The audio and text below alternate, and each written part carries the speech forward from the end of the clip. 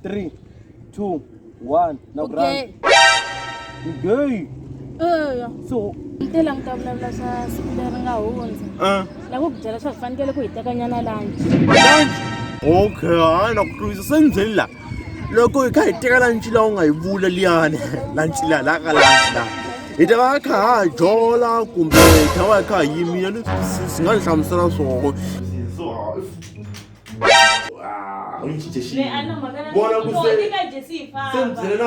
Vona loko teni kwala ka n'we shop.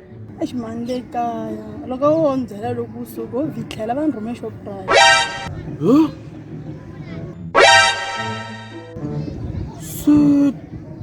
Se njhani kasi la? Hey, wena. A wu tele Shoprite wena? Wa nweka. Fusaka! Izinto esenza kimi klamalaka. Uthi uyangichaza uma